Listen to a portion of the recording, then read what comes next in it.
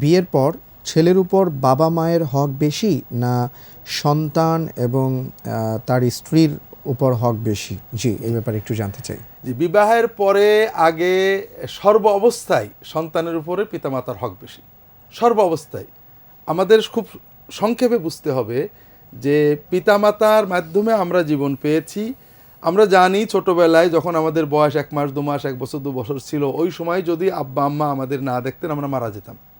আমরা বড় হয়ে হয়তো মনে করতে পারি আমরা এখন নিজের পায়ে দাঁড়িয়ে গেছি, বাপ মা না, কিন্তু আসলে কিন্তু আল্লাহর ব্যবস্থা অন্যরকম।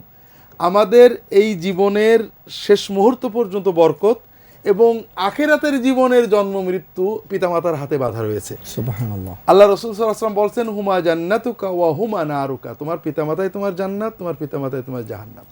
এই জন্য পিতামাতার হকের সাথে স্ত্রী সন্তানের হকের কোনো তুলনাই হয় না। স্ত্রী সন্তানের হক অবশ্যই আছে, তবে সেটা কখনোই পিতামাতার সাথে তুলনা নয়। পিতামাতা পিতামাতাই থাকবেন। স্ত্রী সন্তানের হক, যেমন স্বামী স্ত্রী পরস্পরের সমান সমান হক কম বেশি আছে, সন্তানের হক আছে। এই জন্য পিতামাতার হককে অগ্রাধিকার দিতে হবে সন্তানের। তবে পিতামাতার কারণে সন্তানের হক নষ্ট করা যায় না। এমন নয় যে পিতামাতা বলল স্ত্রীকে খেতে দিও না, সন্তানকে লেখাপড়া করিও না, আমি করাবো না, তা নয়। পিতামাতার নির্দেশে কারোর উপর জুলুম করা যায় না, কিন্তু পিতামাতার হক ষোলনা আদায় করতে হবে।